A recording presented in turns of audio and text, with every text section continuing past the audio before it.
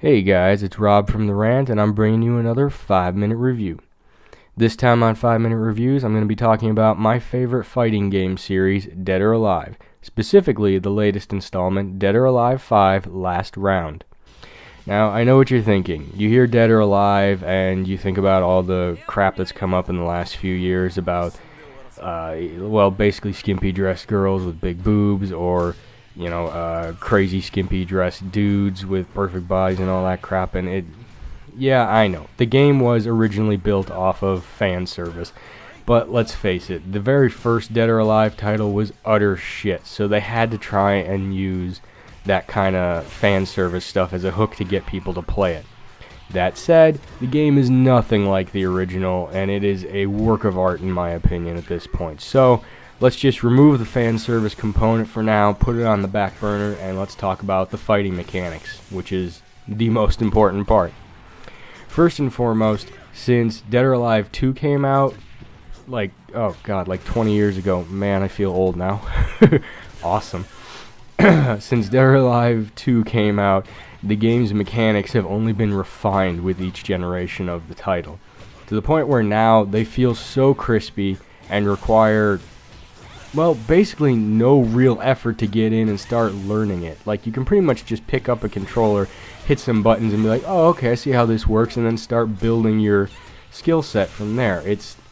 The game has a very minimal learning curve, especially compared to other big titles like Street Fighter or like even the Mortal Kombat games. I hate to say this, but they have a bit of a learning curve to them, and they can be combo beast titles. I mean, anybody that's gotten online for Mortal Kombat 10 and gotten their ass handed to them by a dude who could do like a 40-hit combo in there knows exactly what I'm talking about. It's not pretty, it's not fun. Dead or Alive, literally about 10 minutes, and you're a normal person who has never played it before will have, a basic idea of what's going on. They may not be skilled in 10 minutes, but they'll know what's going on. They'll understand, okay, I can kind of link this together, and it's like hitting the ground running as opposed to getting dropped on your ass out of a moving vehicle. I know, stupid analogy, but come on, bear with me, I'm kind of a moron. So anyways, the gameplay mechanics are terrific. They've just been nothing but refined. It works off of a system they call the triangle system, which sort of works a little bit like rock, paper, scissors. Something can always beat out what you have done or what your opponent has done. In this case, strikes are beaten out by counter holds. Counter holds are beaten out by throws, and throws are beaten out by strikes. So, there's a circular system there, so it means you always have an option when you're in the middle of a fight. It just depends on how knowledgeable you are about the skill set of your opponent's character and the skill set of your character, and a little bit of how good your reflexes are. If you're drunk off your ass, it really won't matter. You get what I'm saying? Graphically, the game has only gotten more refined over the years, and to be honest, I really enjoy the graphic style of this game. It looks really cool, and with this rendition, they added sweat and dirt and water and all this stuff, and I think even a little bit of like bruising type stuff. I could be wrong, could just be like dirty fist prints on character faces, stuff like that. I know that with some of the newer DLC costumes, they added in like destruction values and stuff, so like if you're getting your ass kicked, your costume gets shredded. Not the biggest thing in the world, but still kind of cool. Of course, online mode has carried over to this version of the game, just like in the last one, except they refined it a little bit. Now you can specify player matches instead of just ranked matches. You can also weed out opponents you don't want to face, like people with a low internet connection, or a low skill level, or too high a skill level, so you can kind of find your butter zone and, play other players that you actually enjoy the fight with, as opposed to hating it and not wanting to play it for like 6 months at a time.